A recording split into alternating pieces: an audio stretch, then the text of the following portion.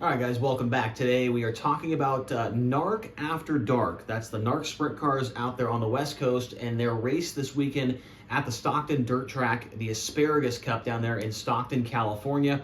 And for the second race in a row, the NARC sprint cars had a wild night. The first race, we did a video about it a few weeks ago when they ran at the Silver Dollar Speedway.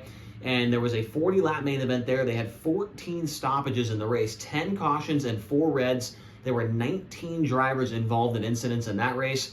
And now they go to Stockton, and it's not quite as bad, but it is pretty. It was pretty bad. I mean, in the first 2 races, they've ran a total of 68 laps, and they have had, let me double check, 1, 2, 3, 4, 5, 6, 7, 8, 9, 10, 11. Is that right? 1, 2, 3, 4, 5, 6, 7, 8, 9, 10. They have had 24 yellows or reds in the first 2 races, and they've ran 68 laps, and that's just in the main events. We're not even talking about the heat races or the B mains. It has been absolutely bonkers out there so far with the NARC cars. Now, one thing I will say about Stockton, and I think that the main reason for this many wrecks on this track was that this new venue, right? Like, I mean, Stockton, the old track had been around for a long time. They come in here this weekend, and it's a brand new layout, right? It's a brand new layout. But you look at it, you're watching it, and it looked like if I had a backyard that was the size of this track, and I went out there and mowed the lawn, and kind of just like, you know, drove a tractor around for an hour, and boom, and throw up some tires and put up a little berm and a couple of walls, and that was it, right? That's what the track looked like. There was absolutely zero banking. I mean, it was in qualifying, it took rubber in qualifying. The feature, it was rough. Like, they reworked it. It was super rough in 3 and 4. You literally had to run the bottom or you're getting passed by 4 cars. Like, it was a complete disaster, right?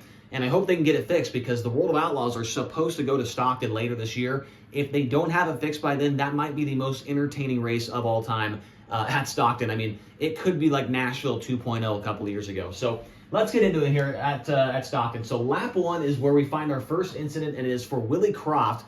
It looked like he started about 7th or 5th in the race, and I don't know what happened to him, that he was kind of out of the camera frame. He flies into the infield as a 360 and comes to a stop. So setting the tone right off the bat, right? Caution right at the very first lap. So on lap number 5, Jarrett Soares, he comes to a stop on the back straightaway. Not sure what happened to his car, but he came to a stop. He would keep going and finish the race. Lap 6, Bud Kading, he then spins off the track in turn number 4. And that was something that we saw quite a bit, whereas guys going into the corner in turn 3, no banking to hold the car, no cushion up there. They just go blowing right over the edge of the 2 degrees of banking or whatever it would be. And there'd be a bunch of crumblies over there, and they just spinning around. So Bud Kading, he was running 5th at the time. He spun out. Then on the ensuing restart, Ashlyn Rodriguez, she spins out in turn number 4 on the restart, and we have a caution again on lap number 6. Lap 10, a big crash. Landon Brooks, Billy Aton, and Dylan Bloomfield all get together in turn number 2. They come to a stop on a pile right there in the racing groove, and that draws the 5th caution in the first 10 laps of the race. Then on the next restart, this is the big incident of the night that everybody was talking about, right? It was DJ Neto, Tim Kading, and Shane Golobic were kind of going at it for second. So Neto goes into turn 3, tries to run the top, or he missed the bottom, not really sure. Tim Kading goes underneath of him, takes second for a moment, and washes up off of turn 4. Neto tries to go back underneath of him, but when he did that, he kind of slowed down a little bit to get to the bottom. And while he did that, Shane Golobic came up behind him. He clipped his left rear. He flipped, while at the same time, he got hit here. Neto had hit Kading here on the right front to his left rear, and Kading flew into the outside wall. His car was destroyed. Neto would keep going. Golobic flipped. And all at the same time as this is happening, Colby Copeland in the 5V, he flipped in a separate incident back there at about the 10th position.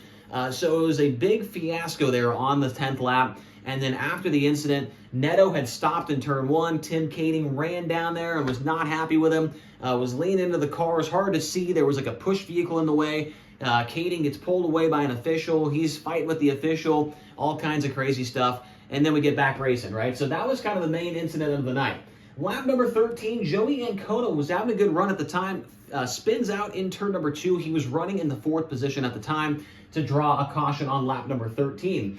Lap 18, our second red of the evening, and this is for Dominic Gordon, who flips in turn number 4. He was running inside the top 10 in the 9th position at the time, driving car number 10, and so Gordon flips on lap 18. So then we get a pretty good green flag run, but DJ Neto then spins out, running in the 3rd spot. He spins out in turn number 4. Now, this just kind of shows you how tough the racetrack was to get around.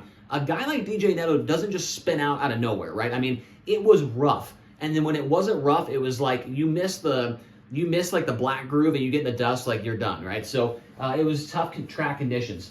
Then with 2 laps to go on lap number 28, didn't see this one. It wasn't on the camera frame or anything, but Landon Brooks, now driving the Austin Wheatley Motorsports 45 car, he gets upside down on the front straightaway.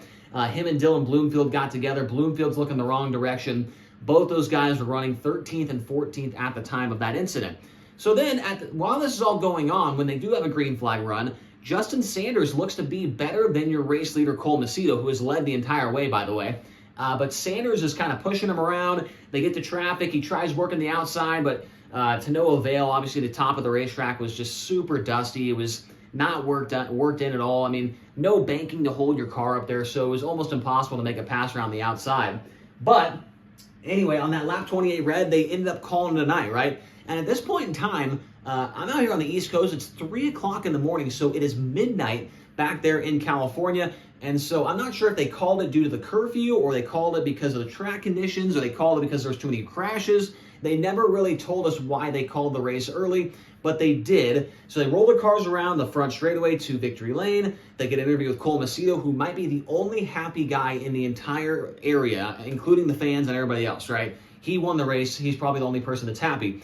They go to interview Justin Sanders, and you can kind of hear the microphones like turned on, and you can kind of hear him say something like, you know, are you sure you want me to say something about this? You know, I don't know if this is a good idea. But then you hear him say, you know, I want to thank my sponsors. So he just literally names the sponsors and he moves on, go to the 3rd place interview with Tanner Carrick, right? So just crazy stuff. They finished the race early. They had a bunch of wrecks. I don't even know what to say anymore, but we'll look at the top 10 results from that race. Cole Macedo would get the win, followed by Justin Sanders. Tanner Carrick, Chase Johnson, and Nick Parker. Good run for him to end up in the 5th position. Then Caleb Montgomery, Bud Kading, who was in an incident, came back to run 7th. Caden Steele, Ryan Bernal, and Gage Garcia. So that was the top 10 there for the NARC Sprint Cars at Stockton for the Asparagus Cup. So far, 58 laps of feature action, 24 stoppages in just the A main events alone. So their next race, I believe, is at Hanford next weekend. Hopefully this is not a trend that continues. Hopefully these guys can get it figured out and get back to racing. I love NARC. I love that series. For my first couple sprint car races I ever announced were with NARC. So really hope they can get it turned around and we can see some great racing from that series, because we know we can see it. We've seen it in the past, right? So hopefully they get it all figured out. But until then, I want to appreciate you guys. Say thank you very much for watching these videos. Hopefully you enjoyed this one, and we'll see you later on this week for more content here on this YouTube channel. Thanks.